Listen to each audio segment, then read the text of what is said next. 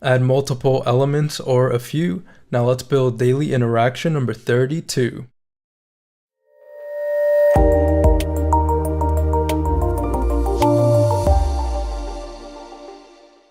Hey, what's up everyone? John with WebDev for you, and welcome to the daily interaction series, where every weekday we build a new interaction or animation in Webflow.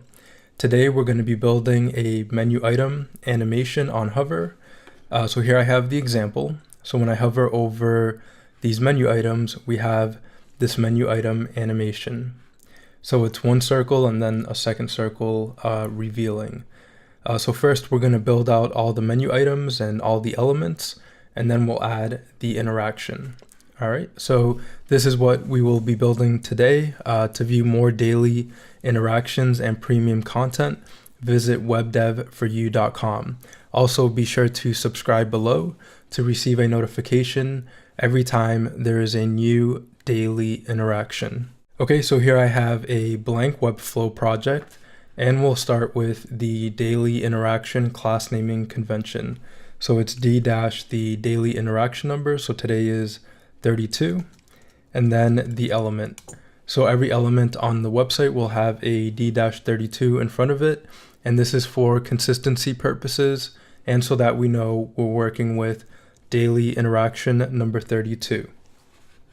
All right, so the next thing I'll do is I'll add an element, I'll add a section, and I'll give it the class name d-32 section. And for the height, I'll set it to 100 VH. So it spans the full height of the viewport, and it will be the full width as well. And then for the display setting, I'm going to set it to flex, set it to horizontal, justify center, and align center. So anything I place within the section will be in the center. All right, so the next thing I want to do is add a menu wrapper so I can place link blocks inside of the menu wrapper. All right, so here I'll add an element, I'll add a div block, and I'll give it the class name d-32 menu wrapper. And for this, I'll go to element settings, and for the tag, I'm going to set it to a nav here. So it defines a set of navigation links, such as those in your main site nav. So this is going to be kind of like a menu because it's going to have link blocks or nav links inside of it. So I want to make sure that this div is recognized as a navigation div so that search engines and the structure of the site knows that this is going to be a navigation or we're going to have navigation items inside of it.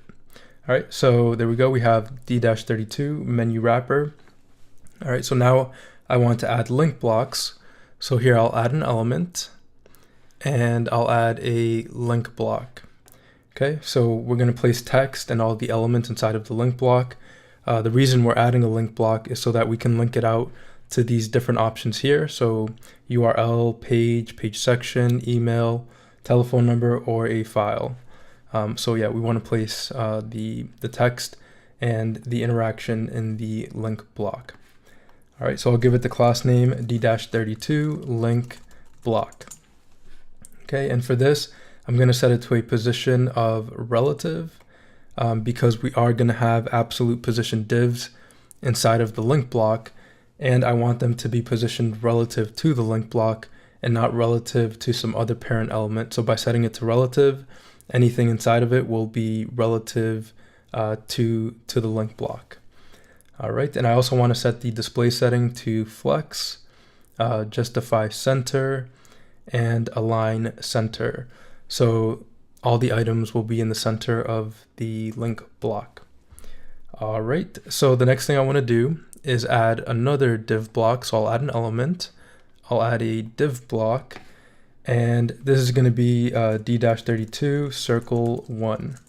So if we go to the demo, and yeah, to the demo here, we notice we have two circles. So we have the first circle and we have the outer circle, so the inner and the outer circle. So this is going to be that first circle that's a bit thicker. So for this, I'm going to give it a specific width and height.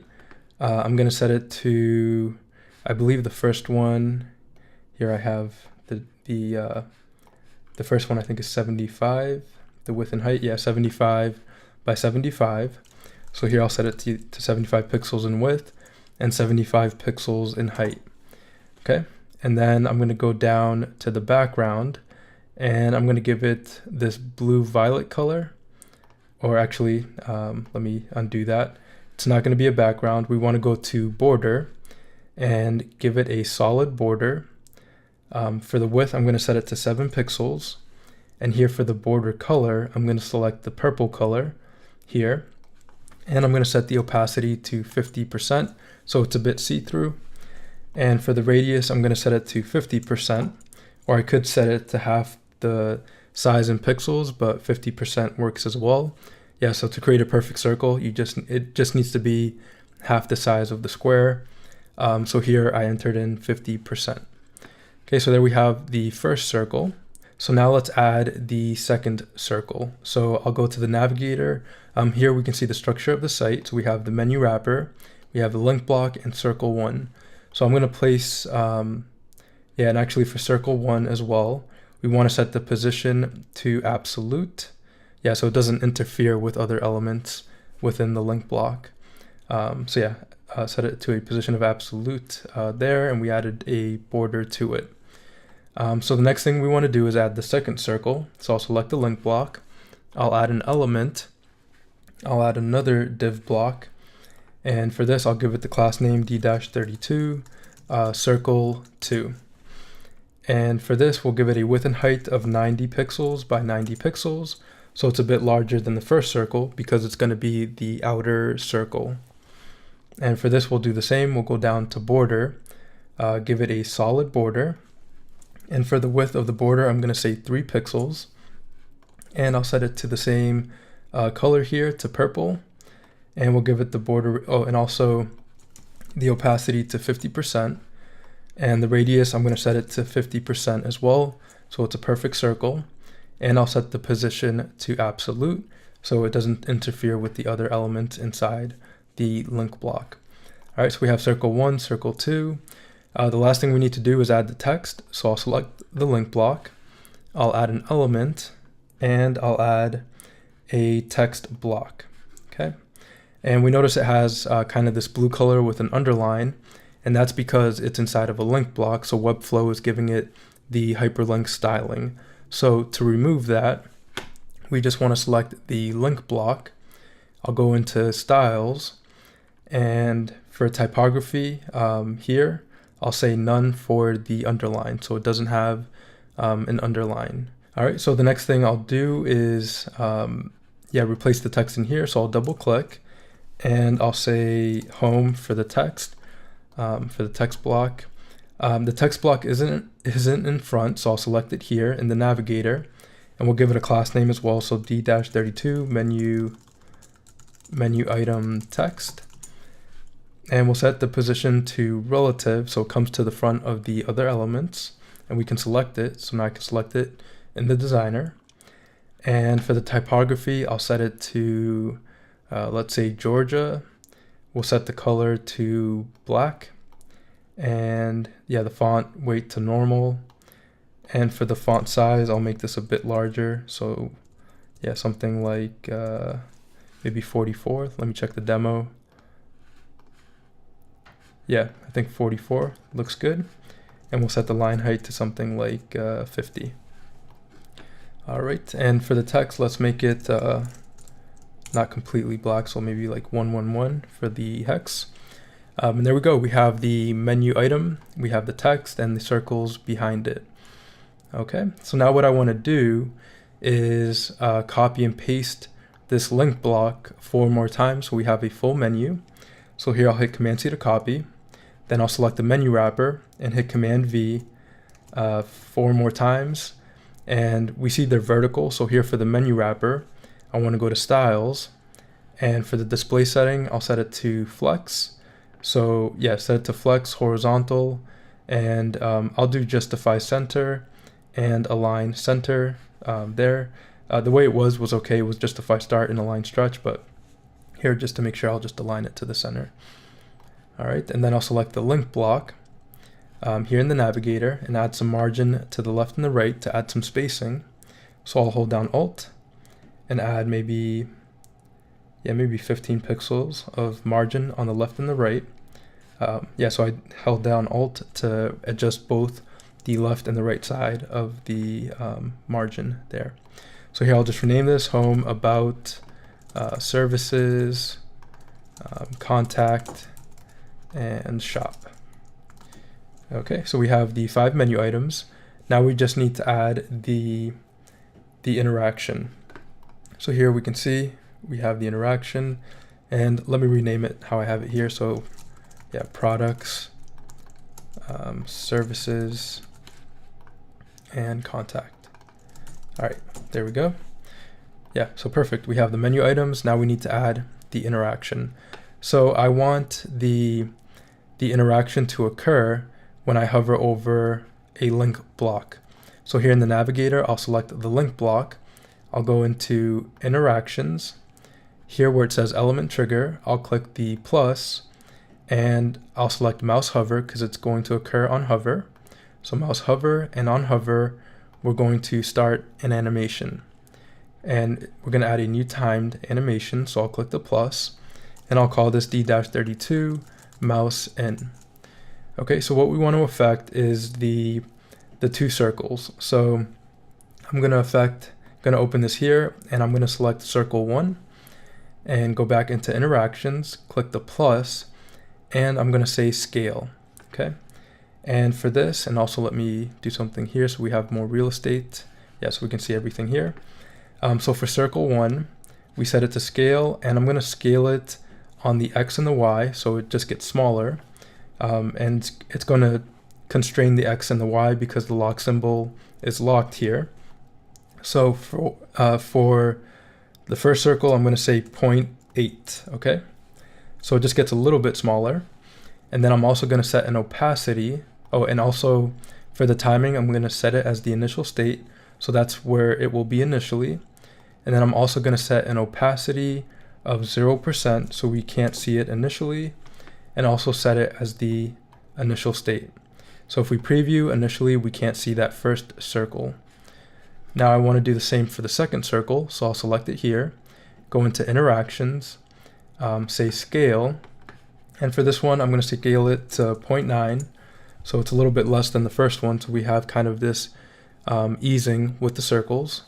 So I'll say 0.9, set it to the initial state, and also the opacity, we'll set it to 0% and set it to the initial state. So now if I preview this first element, we don't see those circles. All right, so now I want to bring the circles back in. So what I'll do is I'll select the first circle, I'll select it here in the timed action, and I'll say scale, and we'll scale it back to 1, so it goes to the full size, and we'll give it an easing of ease, and a duration of 0.5 is okay.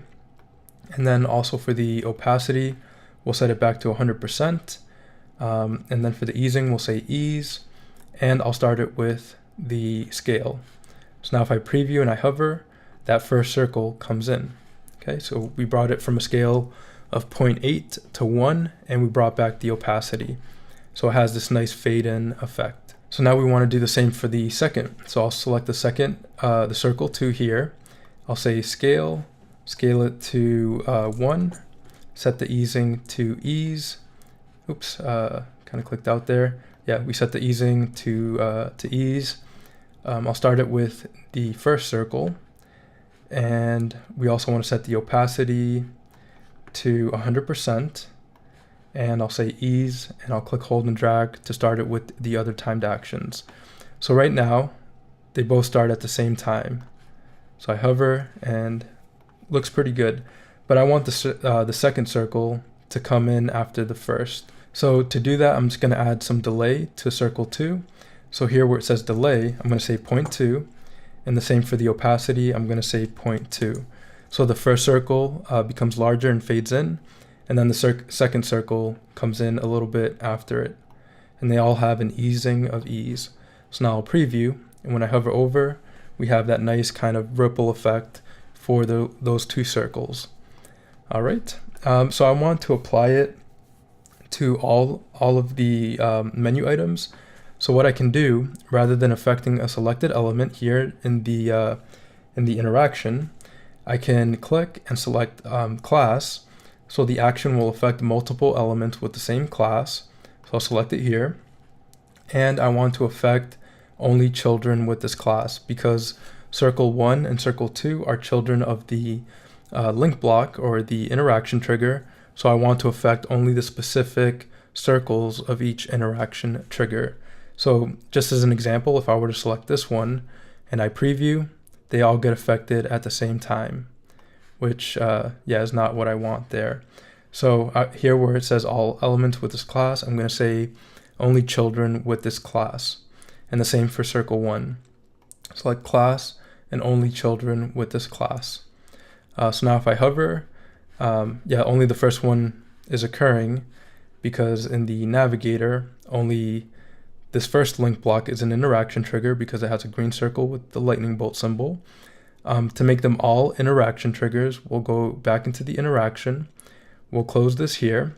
And right here for trigger settings, we'll say, rather than triggering an element, we'll trigger a class. So any element that has the class D-32 link block will become an interaction trigger, and we will be affecting the circles inside of each interaction trigger.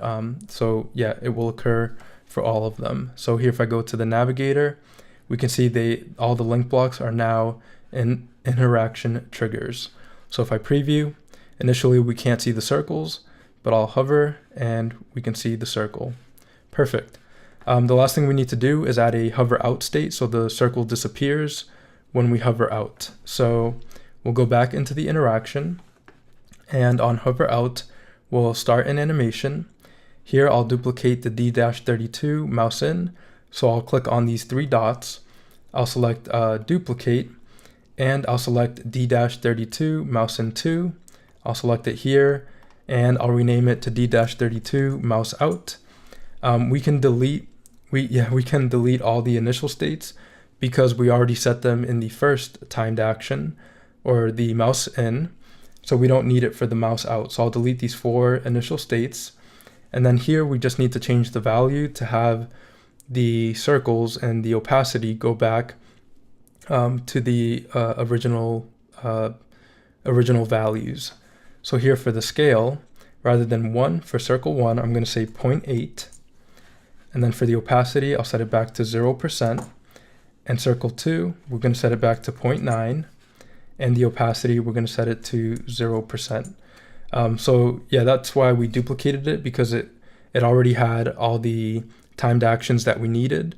So we just needed to change the values so it goes in reverse. All right, and it's affecting a class and only children with this class. Again, because we copied from the mouse in interaction.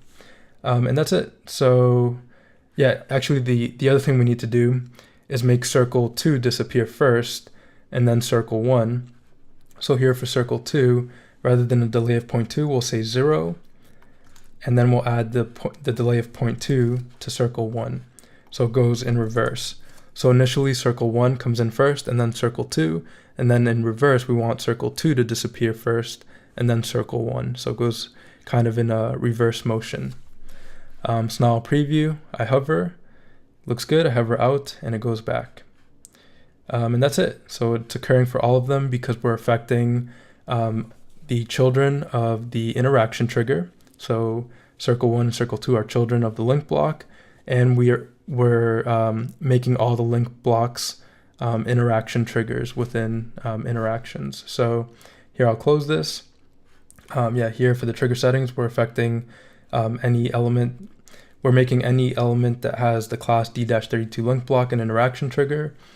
And we're affecting the class and the children of the interaction trigger. So circle 1 and circle 2 are inside the link block, so they're children of the interaction trigger, which is the link block.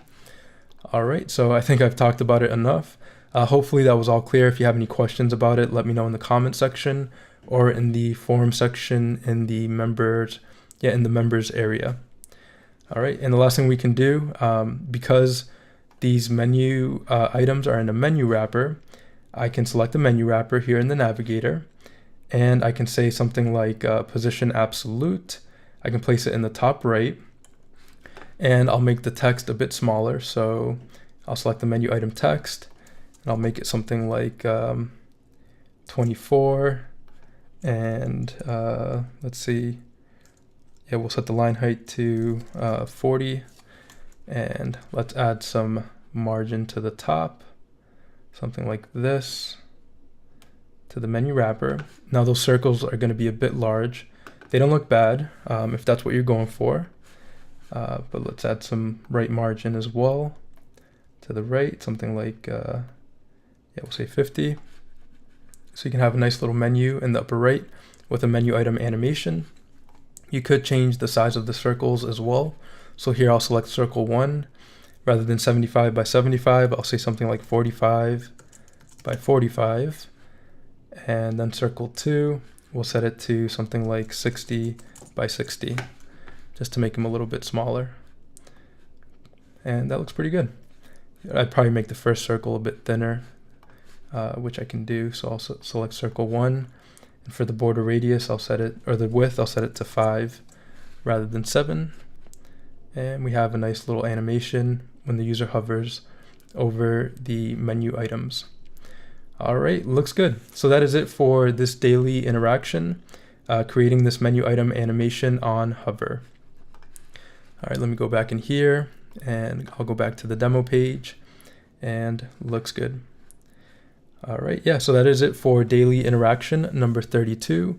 To view more daily interactions and premium content, visit webdevforyou.com. Thanks for watching, and I'll see you in the next daily interaction.